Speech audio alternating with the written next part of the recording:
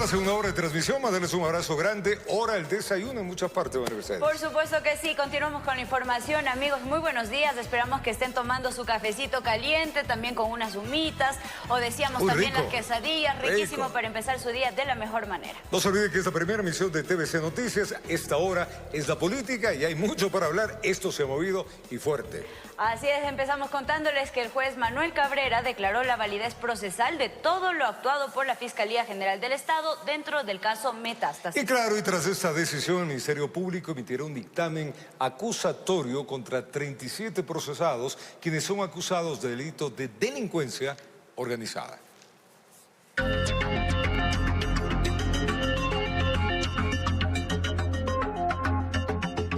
La mañana de este 11 de septiembre, en la sala de la Corte Nacional de Justicia, el conjuez Manuel Cabrera reinstaló la audiencia preparatoria de juicio en contra de 37 procesados dentro del caso Metástasis, donde la Fiscalía investiga a exjueces, exfiscales, abogados y exfuncionarios judiciales, quienes son acusados del delito de delincuencia organizada, al ser parte de una red que obtenía resoluciones de la justicia a cambio del pago de sobornos.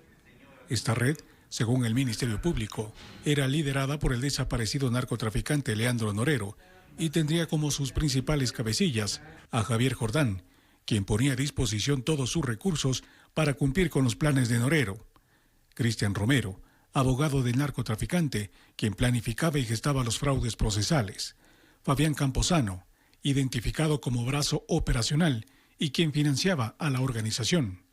Y Javier Novillo, quien coordinaba la red de influencias en el Poder Judicial.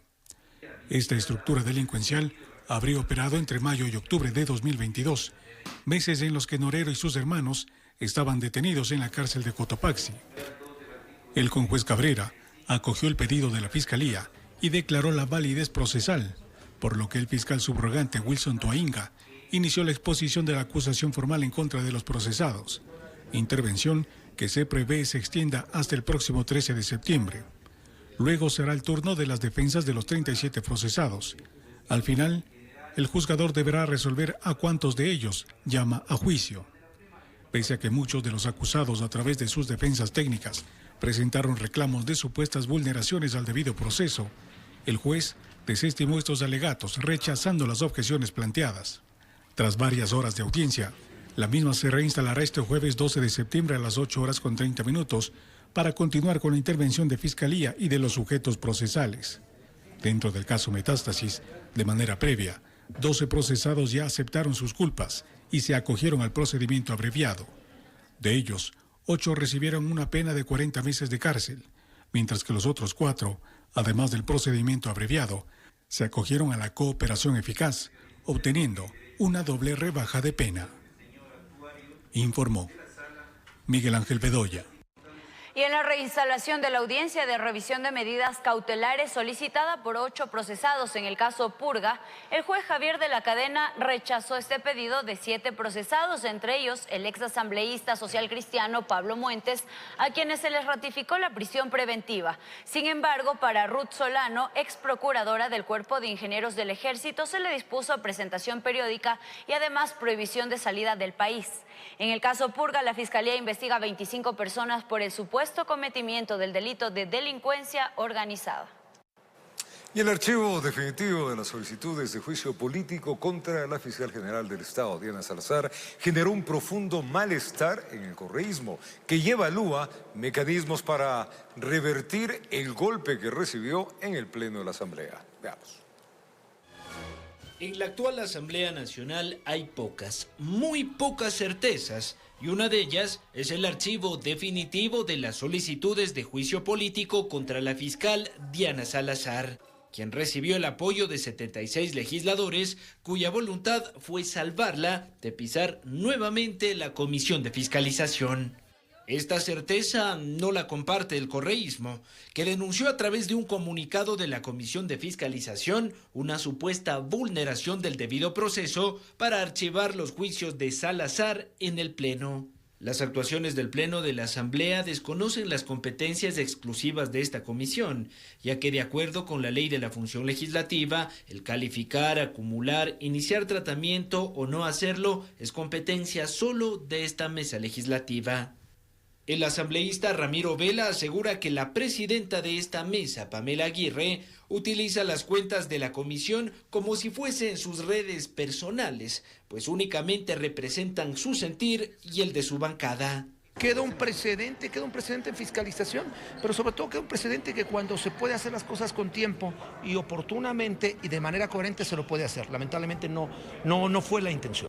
El presidente de la Asamblea, Henry Kronfle, celebró el archivo de las solicitudes de juicio contra la fiscal y aseguró que desde el primer momento respaldó su gestión.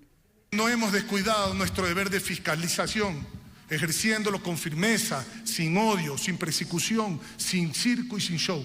El máximo líder del correísmo, Rafael Correa, arremetió contra estas declaraciones e indicó que el presidente del Parlamento siempre fue servil a los intereses de Diana Salazar. El Pleno se toma atribuciones que no tiene y cada vez destruyen más la poca institucionalidad que queda. El rabo de paja de Kronfle es kilométrico. Con el juicio de Salazar archivado, a la Comisión de Fiscalización le corresponde resolver el proceso de Sebastián Corral, mismo que iniciará su tratamiento el próximo viernes. Informó Álvaro Terán. Cambiamos de tema. El reglamento para designar a la nueva autoridad de la Fiscalía General del Estado fue aprobado por el Pleno del Consejo de Participación Ciudadana y Control Social.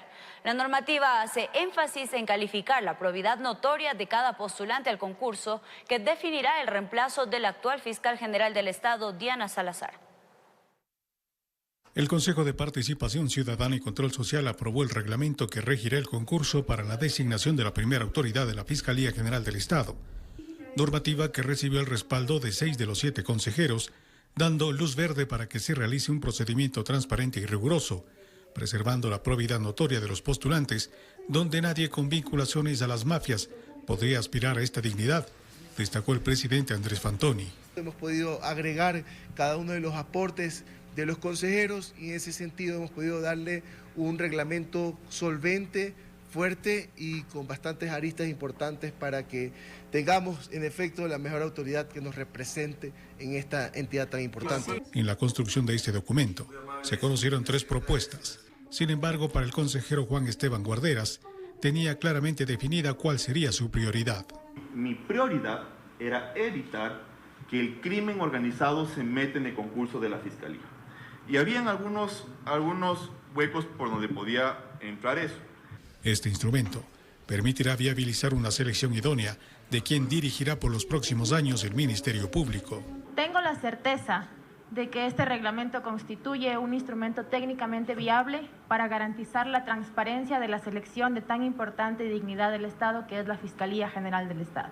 Pese a que en las propuestas se aspiraba a incorporar veeduría internacional y eliminar la prueba oral, esto no fue aceptado, quedando definido el proceso que deberá seguir la comisión de selección. Convocatoria y postulación, admisibilidad, méritos, escrutinio público, impugnación ciudadana, oposición en primer término, prueba oral, luego prueba escrita, posteriormente designación.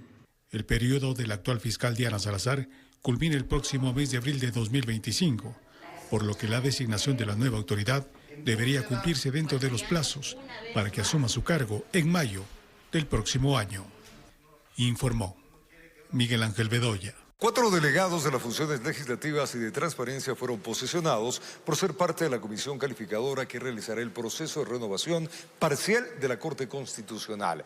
La designación de los nuevos jueces está prevista que se cumpla hasta febrero del próximo año. Miremos. La función de transparencia y control social, a través de su presidente, el contralor Mauricio Torres, posesionó a 4 integrantes de la comisión calificadora, que renovará a 3 jueces de la Corte Constitucional: Danielo Silva, Juan Izquierdo, Sonia García y Laura Flores. Son los delegados de las funciones legislativa y de transparencia, quienes se suman a Fernando Yávar y Pablo Defina, representantes de la función ejecutiva, quienes ya fueron posesionados días atrás.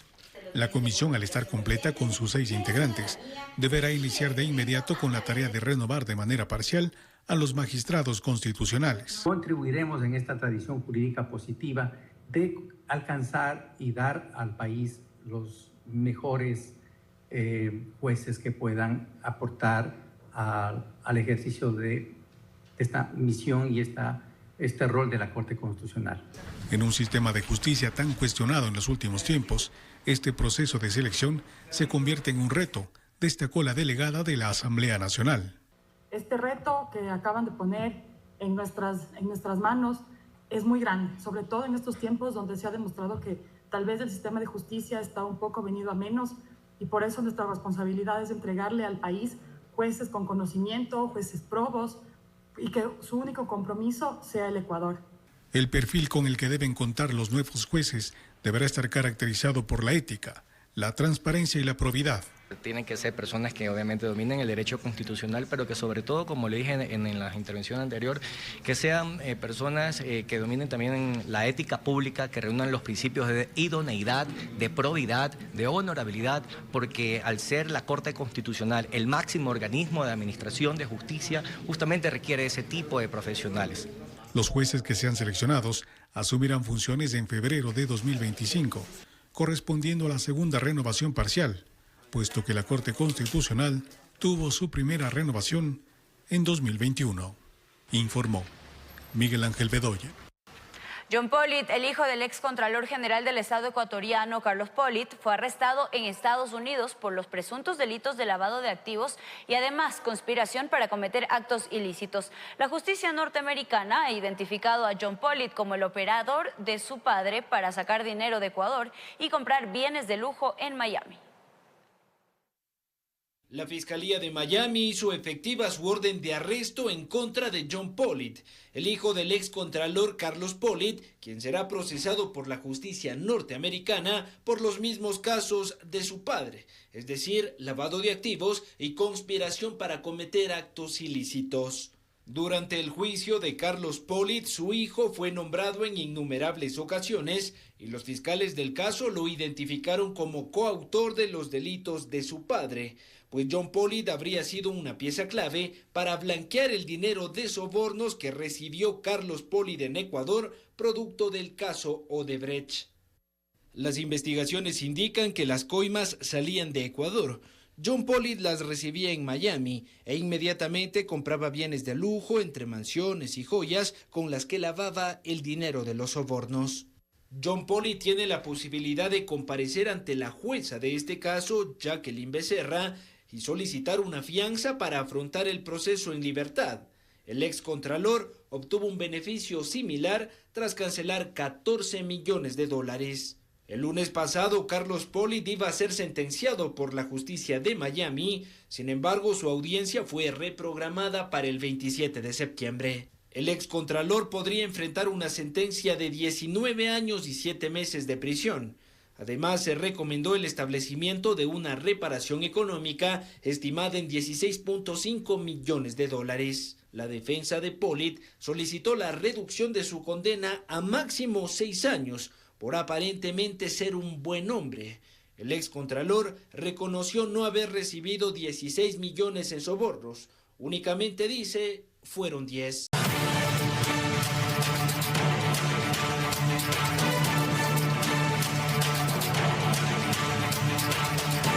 Son las 7 de la mañana con 15 minutos, amigos. Continuamos revisando las noticias. El Consejo Nacional Electoral aprobó por unanimidad la convocatoria de elecciones presidenciales y legislativas para el 9 de febrero de 2025. Esto con una posible segunda vuelta programada para el 13 de abril. En los próximos comicios previstos para el 9 de febrero, aprobados por el Consejo Nacional Electoral, 13.7 millones de ciudadanos podrán votar por un binomio presidencial, 151 asambleístas y 5 parlamentarios andinos. Ecuatorianos y ecuatorianas, actores políticos sobre todo, tengan la certeza de que estos comicios se realizarán de manera abierta, transparente, equitativa y en total conformidad con los principios democráticos y de seguridad jurídica. El calendario electoral establece que las solicitudes para la inscripción de candidaturas deben realizarse en línea a través del sistema de inscripción del CNE. El periodo para realizarlo se abrirá el 13 de septiembre y finalizará el 2 de octubre a las 18 horas. Escenario en el que las organizaciones políticas, que son el pilar fundamental de la democracia, están obligadas a actuar con responsabilidad al inscribir a sus mejores hombres y mujeres y a su vez electos posteriormente, tendrán el deber de guiar al país por nuevos caminos de equidad, pluralidad, justicia y prosperidad. Exhorto a las organizaciones políticas a cumplir con la normativa del sistema electoral ecuatoriano, a que una vez inscritas las candidaturas de elección popular, se socialicen los planes de trabajo de manera responsable. Mientras que la campaña electoral será el 5 de enero al 6 de febrero de 2025 y el debate presidencial obligatorio está previsto para el 19 de enero. Muchos se preguntarán, ¿qué está en juego en estas elecciones generales 2025? La respuesta es dura y sencilla. Lo que está en juego es nada más y nada menos que la propia subsistencia de la nación y del Estado constitucional de derecho. Informó José Mendieta. Y el presidente de la República, Daniel Noboa, está dispuesto a todo para evitar nuevos apagones en nuestro país. Dentro del plan energético propuesto por el gobierno se prevé la licitación de hasta 4 barcazas, la compra de motores de generación eléctrica y la reparación de las centrales termoeléctricas. El gobierno de Daniel Noboa no escatimará recursos para evitar nuevos apagones a escala nacional. Para ello, el Ministerio de Energía anunció que pondrá en marcha un ambicioso proyecto de generación eléctrica que podría incluir la licitación de hasta 4 barcazas. 1.200 megavatios que van a entrar al sistema tanto en alquiler y compra en los próximos meses y todos van a estar funcionando en el periodo, van a entrar en el transcurso de este estiaje que está viniendo. La barcaza dicen que cuesta 14 centavos el kilovatio hora, pero si usted le pone el precio real del búnker, sobrepasa los 16, 18 centavos el kilovatio hora. Entonces son estas distorsiones que no nos dejan ver con claridad cuál es el costo real de la energía. Además, se brindará mantenimiento a las centrales termoeléctricas con el objetivo de incrementar en 300 megavatios su producción. También se prevé el aporte de aproximadamente 100 megavatios de energía por parte de empresas privadas. Declarar en emergencia al sector eléctrico, pero declararle una verdadera emergencia para que se activen al 100% todos los organismos que son de control, los organismos de operación y los organismos especialmente de generación y distribución. El viceministro de Energía también dio detalles del programa de ahorro eléctrico, mismo que incluye la optimización de servicios y el otorgamiento de beneficios económicos para quienes reduzcan el valor de sus planillas. El gobierno insistió en que no habrá multas ni recargos para quienes incrementen su consumo. Expertos recomiendan al gobierno que dentro de este plan también se incluya una evaluación de los subsidios eléctricos a la industria minera. Es la ciudadanía del Ecuador la que le subsidia la electricidad a las grandes mineras. Y esto no puede pasar, esta distorsión se tiene que cortar ya. Además, insisten en que es imprescindible transparentar la situación del país para que no se politice ni se generen falsas expectativas sobre la generación eléctrica. Informó Álvaro Terán. Vamos a contarles que desde este 12 de septiembre el precio del galón de las gasolinas, tanto extra Ecopaís, bajarán 17 centavos. Así lo informó la Agencia de Regulación y Control de Hidrocarburos, la ARCH. De esta manera, el nuevo valor del galón de estos combustibles será de $2.59, incluido el IVA. Las autoridades indicaron que esto ocurre debido a que en julio de este año el presidente Noboa implementó un sistema de bandas que permite que el precio suba en un 5% y baje en un 10% en función del valor internacional del petróleo. A su vez, desde la Cámara de Distribuidores del Combustible indicaron que el costo de la gasolina superará la gasolina super estará en $3.90, lo que significa también una reducción de 10 centavos. Los valores indicados estarán vigentes en todo el país hasta el próximo 11 de octubre, cuando nuevamente se actualicen los precios. Y la economía ecuatoriana enfrenta una grave crisis financiera. En los últimos años, la cantidad de créditos que los bancos están otorgando ha reducido. Esto significa que es más difícil para las personas y las empresas conseguir préstamos.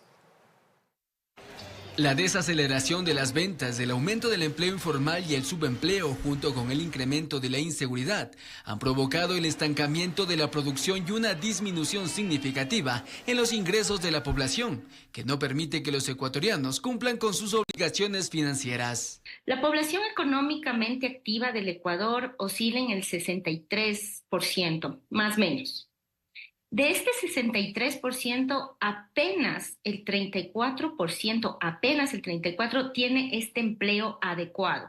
¿Cuál es la capacidad de pago real de los ecuatorianos? Con todo lo que veíamos, con todo el tema de economía, el tema de empleo, el tema de pobreza, todo esto lleva a que la capacidad de pago del ecuatoriano cada vez se vea más afectada. Desde el 2017, el número de créditos impagos en el país ha subido un 183%, alcanzando una tasa de morosidad del 5.68 en junio de este año, la más alta registrada en ese periodo. No nos olvidemos que cuando un cliente no puede pagar su crédito, se afecta su historial crediticio y esto hace que también no sea sujeto a crédito a futuro. Entonces también hay que pensar cómo apoyo a esa población que está siendo afectada en sus créditos, cómo logro que pague, le reestructuro adecuadamente la deuda y demás. También se necesita una política pública que apoye esta gestión de inclusión financiera, que apoye la colocación de cartera, que me permita llegar a grupos más vulnerables. Después de esta morosidad, ¿yo le voy a volver a dar el crédito a este emprendimiento? Es complicado. Informó José Mendieta. Estamos en las 7:22 de la mañana, tiempo de recibir a Marilyn Jaramillo. Ella está en este sector del mercado mayorista. Recordemos que se está realizando un operativo de retiro de indigentes y seguridad en la zona. Ya se encontró varias covachas y sobre todo mucha basura. Marilyn, ¿qué novedades trajo todo este operativo? Adelante. ¿Qué tal, Roberto? En Estudios Centrales, amigos televidentes, muy buenos días. 7 de la mañana, 23 minutos. Nos encontramos específicamente sobre la avenida Manglar Alto. Ustedes pueden observar, ahí está un camión de amaseo que se está procediendo a llevar toda la basura, todos los escombros que se han encontrado en las covachas ubicadas aquí en la quebrada Shanchayacu. Estos en las inmediaciones del mercado mayorista, y pueden observar en imágenes, hay 11 cachorritos que serán trasladados por la unidad de bienestar animal hacia un albergue. También hay 4 perros adultos que vivían con estas personas en situación de calle a esta altura. Vamos a conversar con Paul Quina Luis, él es jefe de supervisión y control del mercado mayorista. Paul, ¿qué otras novedades se han encontrado? Por ejemplo, tenemos entendido que también ubicaron armas blancas. Sí, muy buenos días. Encontramos en lo que tiene que ver a la intervención en quebrada de Shanchayacu, encontramos armas blancas y encontramos gran cantidad de cerillos que nos hace presumir que eran para iniciar incendios dentro de la quebrada de Shanchayacu. ¿Qué pasa, por ejemplo, con los habitantes de calle? Tenemos entendido que constantemente se hacen operativos, se hacen intervenciones en el mercado mayorista, pero los habitantes de calle siempre regresan hasta este punto. Sí, los compañeros de Patronato San José, como podemos evidenciar en este momento, le están haciendo la intervención a los señores habitantes de calle para que se acojan a los programas y proyectos que la institución tiene. Lastimosamente, los señores habitantes de calle, por ser habitantes de calle, están ya acostumbrados a vivir de esta manera, se acogen a los programas. Al momento que salen nuevamente ingresan a los sitios en donde realmente ellos se sienten cómodos, y por eso nosotros estamos realizando de forma preventiva, permanente, este tipo de operativos de control. ¿Qué va a suceder, por ejemplo? Hemos entendido que ustedes colocan siempre seguridades en este punto, se coloca alambrado, pero resulta que al final del día los indigentes regresan. Sí, exactamente. Nosotros habíamos ya conversado con el señor presidente de aquí del barrio Quito, y obviamente en conjunto con autoridades de control, Policía Nacional y Fuerzas Armadas se van a reforzar los patrullajes dentro de la quebrada Shanchayacu para evitar que estas personas regresen nuevamente y nos causen problemas a nivel de seguridad. ¿Cuántas covachas se han encontrado en total? En total encontramos más o menos 6 covachas, en donde encontramos gran cantidad de basura y que los compañeros de maseo, como ustedes pueden ver en la volqueta, se llenó prácticamente de todos esos escombros. ¿Qué va a suceder, por ejemplo, con estos operativos de control? ¿Van a ser permanentes a lo largo de toda esta quebrada? Sí, exactamente. Nosotros como empresa pública metropolitana tenemos responsabilidad social con nuestra gente, con la gente que nos visita y obviamente con las personas de los barrios aledaños. Nos hemos comprometido tanto con Policía Nacional del Distrito Eloy Alfaro, con las Fuerzas Armadas también y entidades de control municipal a hacer estos operativos de forma permanente para evitar posibles incidentes más adelante. Muchísimas gracias. Hemos conversado con Paul Quina Luis, el jefe de supervisión y control del mercado mayorista. Ustedes pueden observar, ahí están, son 11 cachorritos que serán trasladados a un albergue. Hay 4 perros adultos. Además, se ha decomisado armas blancas, de lo que tenemos entendido, y se está retirando gran cantidad de basura de la quebrada Shanchayacu, que está en la parte posterior al mercado mayorista. Algo sí que hay que indicar es que, por ejemplo, a la altura de las rieles hay algunos reportes ciudadanos que vienen conductores, están manejando sus vehículos y que son sorprendidos precisamente por antisociales, por delincuentes, y que estos a su vez se lanzan a las quebradas. Son las 7 de la mañana con 26 minutos. Esta es la información que nosotros tenemos hasta el momento. Antes de finalizar, reiterar esta información que el domingo pasado hubo un incendio en uno de estos tramos de la quebrada y que, según el cuerpo de bomberos, este incendio fue provocado. Lo más probable es que haya sido ocasionado por estos habitantes de calle. Son las 7 de la mañana con 27 minutos. La información que tenemos hasta el momento. Regresamos a Estudios Centrales. Muy buenos días. Gracias, Marilyn. El resultado de esto que ha realizado la Policía Nacional, justamente para dar seguridad en los alrededores del mercado mayorista. 17 menores de edad, estudiantes de bachillerato, habrían sido víctimas de abuso sexual. Esto por parte de un predicador internacional que fue contratado por un colegio privado de Guayaquil para un retiro espiritual en Riobamba. El Ministerio de Educación sigue un proceso para sancionar a la institución, mientras el implicado permanece detenido. Terrible. Veamos. El Ministerio de Educación sigue un proceso sancionatorio contra un establecimiento educativo privado y religioso ubicado en el sur de Guayaquil, luego de que la noche del viernes 17 menores de edad, estudiantes del último año de bachillerato, sufrieran violencia sexual por parte de un predicador internacional que la institución había contratado para un retiro que se desarrolló en Riobamba. Ya tenemos el informe y efectivamente no se cumplieron los procedimientos. Presuntamente se han identificado 2 faltas, una muy grave y una leve. Entonces, en ese sentido, el proceso tiene que seguir. El día de hoy se hace el autollamamiento al proceso sancionatorio de la institución educativa particular. En la Fiscalía de Riobamba se realizó la audiencia de calificación de flagrancia por el delito de abuso sexual y el sujeto recibió la orden de prisión preventiva.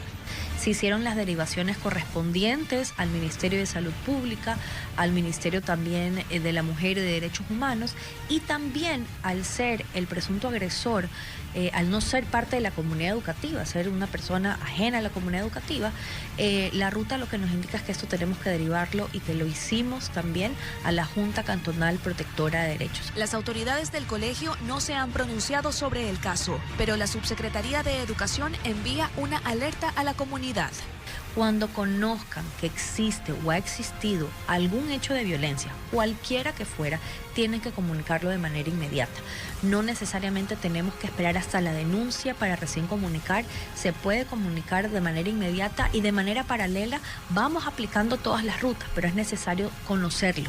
El supuesto predicador internacional sigue detenido en la cárcel de Riobamba, informó Adriana Peralta. 24 de 58 operadoras de transporte urbano de Guayaquil decidieron trabajar con el 100% de sus unidades y así suspender la paralización. Las otras 34 líneas continuarán este jueves con el 4º día de suspensión de actividades. La ATM ha mantenido una reunión con varios dirigentes con los que han acordado seguir con los diálogos. Fue el 3er día y en las paradas de buses a los ciudadanos se les terminaban los últimos dólares y centavos para movilizarse y ya no aguantaban más. Desesperados todos, pues, en este momento, ya que pongan un alto a todo esto. ¿Cómo va a alcanzar con esto para irme al trabajo o irme a ir y venida? No hay. Los taxis se aprovechan, aquí cobran 5, 10 dólares, 20 dólares al sur. Pero ese miércoles por las principales vías de la ciudad comenzaron a circular más líneas, aliviando para unos esta situación de paralización de transporte urbano. Mientras que en el edificio de Segura EP se presentaba otra historia. En el interior las autoridades se reunían con parte de la dirigencia y llegaban a consensos de 3 puntos. Redistribución de rutas con las operadoras que sí están trabajando, volver inmediatamente a las mesas técnicas con los que sí quieren el progreso y establecer una hoja de ruta para impulsar mejoras para transporte público y así el alza del pasaje. Y en el exterior, el presidente de la FETUC y varios de sus compañeros no lograron ingresar. Parece que hay ciertos grupos seleccionados, y puedo decirlo públicamente, muy pocos de compañeros, dirigentes, que lo que están es con intereses porque tienen algo en común con la autoridad, que resulta que no estaban enlistados y no los puedo atender. Solo las personas que han sido notificadas. ¿De qué estamos hablando? Y el alcalde Aquiles Álvarez, en un enlace radial, también indicaba que de parte del municipio se mantiene la postura de incremento a 45 centavos en la tarifa, pero con las condiciones que habían acordado en las mesas técnicas. Buscar la forma de tener también un aporte social a través de la misma tarjeta única, pero con un transporte digno, con aire acondicionado, con wifi. Vienen a exigir 40 y pico, 50 centavos con buses que se están cayendo a pedazos. Así no se puede. Hasta la tarde y noche de este miércoles, 24 operadoras de transporte, que equivalen a aproximadamente 1.300 unidades, estaban circulando por la ciudad con normalidad. Nos comprometemos con la ciudad, nos comprometemos con el alcalde, nos comprometemos con todos en sacar adelante la ciudad y poder llegar a acuerdos. Del resto del gremio le consultamos vía WhatsApp a Cristian Sarmiento si se mantenía la postura de suspensión de actividades en el resto de las rutas. Él respondió que sí, es decir, que irían al cuarto día de paralización este jueves, informó Charlie Pisa. Vamos a otros temas. Conferencias y testimonios fueron algunos de los eventos de la tercera jornada del Congreso Eucarístico Internacional. Los temas que han profundizado durante estos primeros 3 días son variados, enfocados en la mayoría a la fraternidad. Vamos a contarles detalles de esto. El Congreso Eucarístico Internacional continúa con sus actividades en la capital hasta el próximo 15 de septiembre. Han pasado ya 3 días desde que arrancó este emotivo congreso que ha traído a miles de personas, entre miembros de la iglesia, jóvenes creyentes e incluso turistas religiosos de todas partes del Ecuador. He tenido un corazón lleno de heridas, de manchas, de pecado, y me voy a ir con un corazón renovado porque hace poco me acabo de confesar. Este 11 de septiembre se llevó a cabo la primera ponencia y una de las más importantes bajo el tema de la Eucaristía y transformación del mundo. Dios quiere sanar en estos momentos, Dios quiere dar vocaciones al sacerdocio y vida religiosa, Dios quiere ayudar gente en todos sus problemas.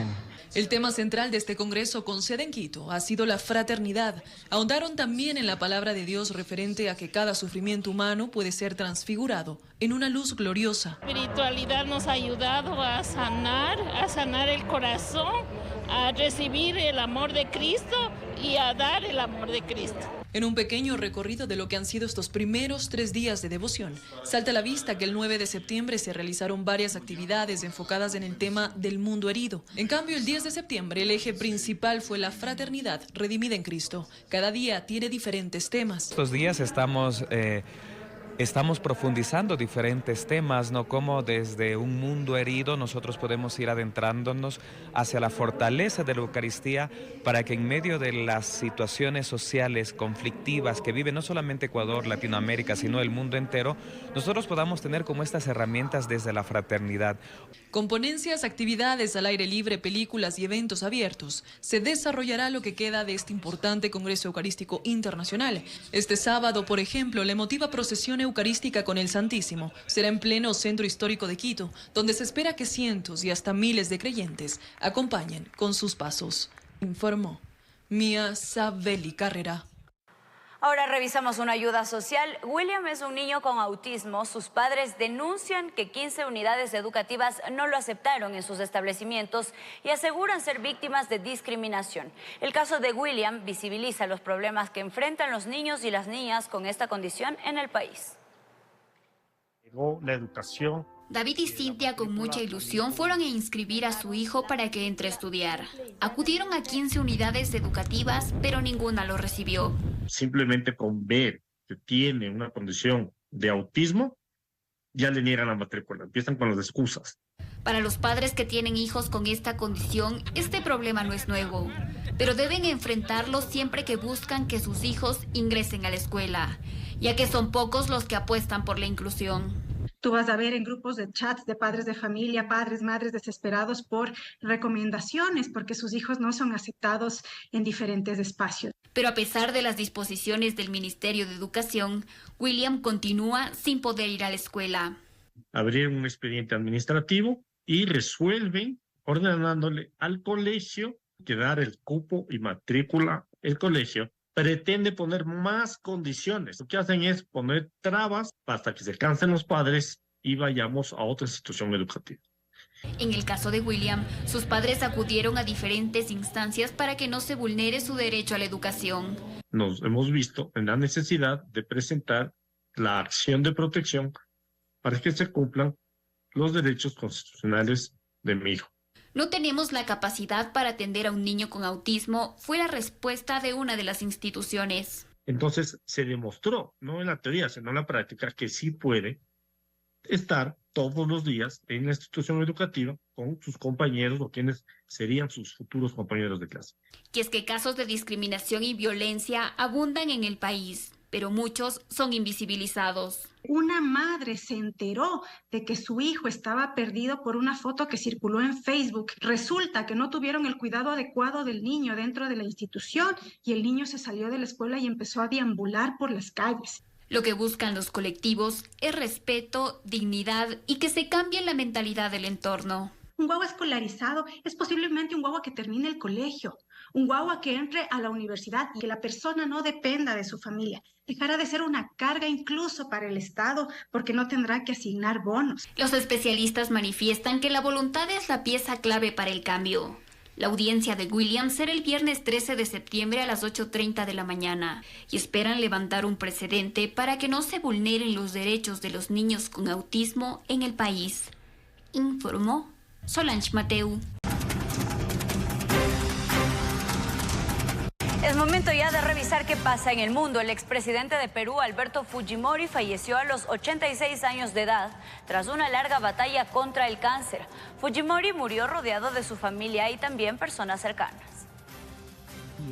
El presidente de Perú entre 1990 y el año 2000, Alberto Fujimori, falleció este miércoles a los 86 años de edad, rodeado de su familia y amigos tras padecer cáncer por 27 años. El exmandatario se encontraba en la casa de su hija Keiko Fujimori, bajo pronóstico reservado. En las últimas horas, la prensa acudió a este domicilio, pues la salud de Fujimori parecía haberse deteriorado. Durante el transcurso de este miércoles, familiares, allegados y miembros del partido fujimorista Fuerza Popular visitaron el domicilio de Keiko, todos vestidos de negro. Lamentablemente me dicen que ahora se encuentra mal. Él estaba muy bien, estaba tranquilo.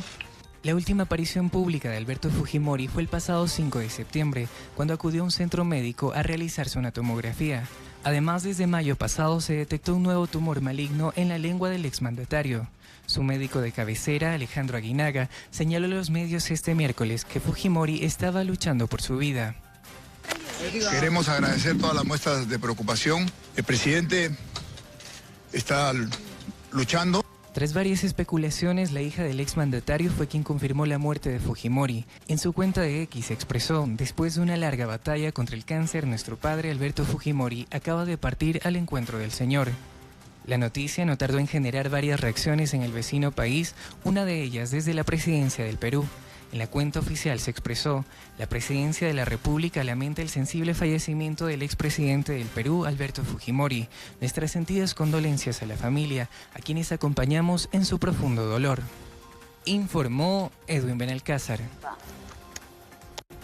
Y tras la confirmación de la muerte del expresidente peruano Alberto Fujimori, se han vuelto a recordar varios pasajes de su vida política que lo llevaron a ser condenado incluso a prisión por delitos de lesa humanidad. Su gobierno también llevó a las Fuerzas Armadas a un conflicto bélico con nuestro país, un enfrentamiento que dejó al menos 1000 muertos.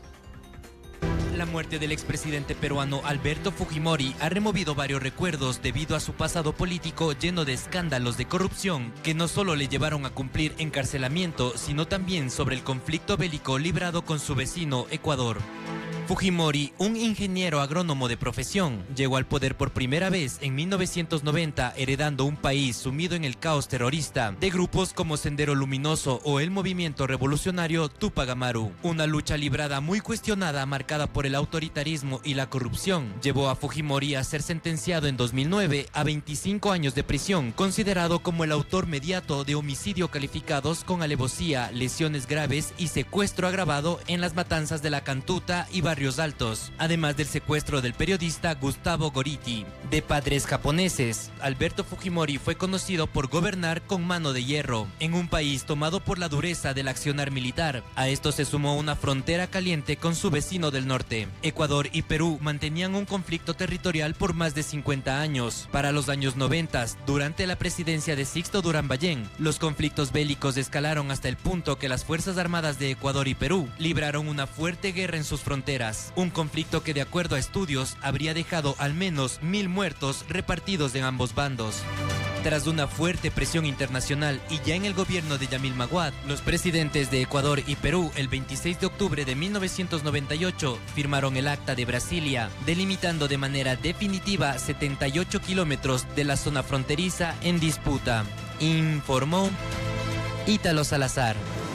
En otro tema, con 177 votos a favor, el Congreso de España aprobó el proyecto que reconoce a Edmundo González como el ganador de las elecciones presidenciales de Venezuela celebradas el pasado 28 de julio. Tras los resultados, el presidente de la Asamblea de Venezuela propuso romper cualquier tipo de relación con el país europeo. La proposición no de ley del Grupo Parlamentario Popular relativa al reconocimiento de Edmundo González Urrutia como ganador de las elecciones presidenciales de Venezuela. Se vota en sus propios términos. Empezamos la votación.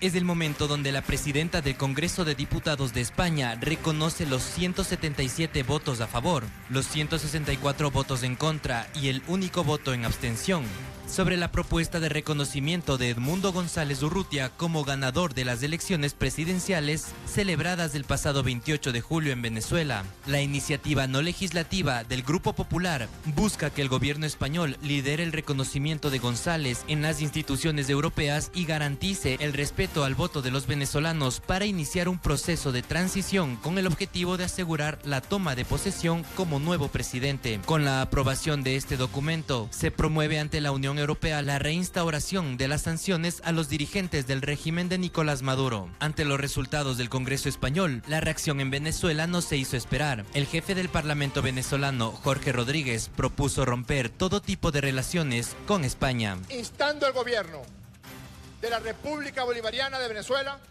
para que se rompan de inmediato todas las relaciones diplomáticas, todas las relaciones comerciales, todas las relaciones consulares. Que se vayan de aquí todos los representantes de la delegación del gobierno del Reino de España. Finalmente, el Congreso español rechazó categóricamente cualquier opción que niegue al pueblo venezolano el ejercicio de su soberanía, informó Ítalo Salazar.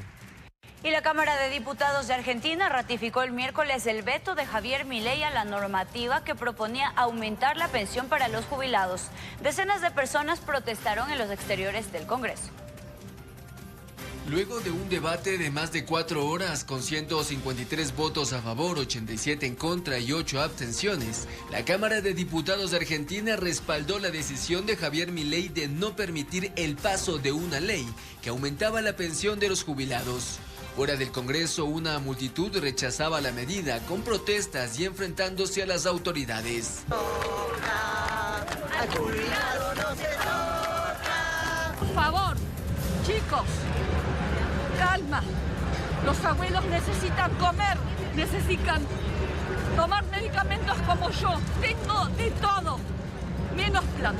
Se acabó la plata y eso se ganan 10 millones de pesos. 10 millones de pesos, viejo, por día. La ley otorgaba un aumento del 8.1% a los jubilados en un contexto de inflación anual superior al 250%. El gobierno justificó el veto señalando que la ley no contemplaba el impacto fiscal ni su financiamiento, mientras que la oposición calificaron el ajuste como feroz y pidieron reconsiderar la decisión.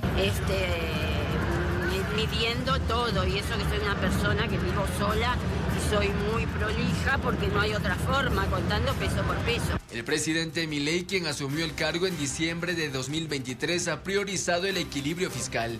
En el primer semestre de este año, Argentina logró su primer superávit desde 2008 mediante severos recortes del gasto público, que incluyeron despidos masivos, suspensión de obras públicas y reducción de presupuestos para universidades y subsidios a servicios públicos. Informó José Mendieta.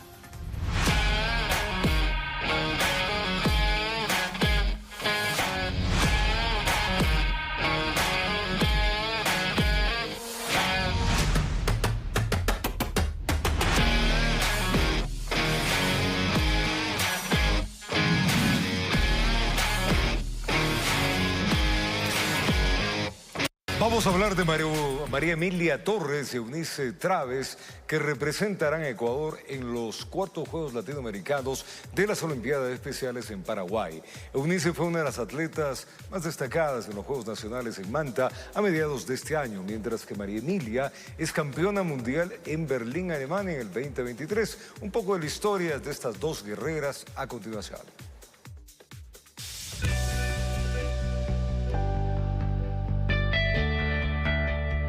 Con orgullo nos muestran sus medalleros. Cada listón, cada metal dorado guardan horas y horas de esfuerzo, entrenamiento, pero sobre todo el coraje que hace distintos a los atletas de alto nivel. Son María Emilia y Eunice, 2 jóvenes atletas de Olimpiadas Especiales que representarán a Ecuador en los 4º Juegos Latinoamericanos a celebrarse en Asunción, la capital paraguaya. Eunice, tras una destacada participación en los Juegos Nacionales de Olimpiadas Especiales en Manta. Medalla saqué de 3 de plata y 4 de oro.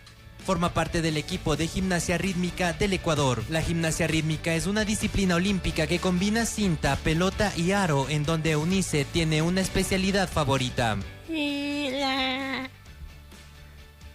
La cinta.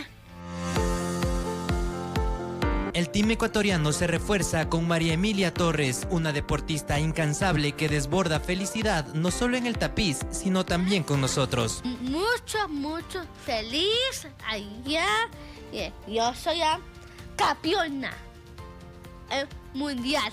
Nuestra campeona mundial obtuvo 3 medallas de oro en las modalidades de clava, cuerda y aro en los Juegos Mundiales de Olimpiadas Especiales en Alemania. Yo es de la cinta. Pero atrás de todo el éxito deportivo siempre están los pilares fundamentales de cada deportista, sus padres. Es muy gratificante nosotros como padres porque la oportunidad que nos brinda Olimpiadas Especiales para abrir el campo a muchas personas que tienen niños con síndrome de Down. Dios nos ordena las vidas y Él ha sido el quien nos ha abierto las puertas y ventanas y de hecho como Olimpiadas Especiales. Y un equipo ganador no puede estar completo sin una barra fiel que apoye incondicionalmente. Cada logro de ellos es para celebrarlo, entonces ya el estar justamente compitiendo ya es una celebración mayor. Con más de 10 años en el deporte de alto rendimiento, Eunice y María Emilia, 2 atletas con síndrome de Down, nos demuestran día a día que no existen barreras insuperables y con esfuerzo y perseverancia todas las metas son alcanzables. Informó Ítalo Salazar.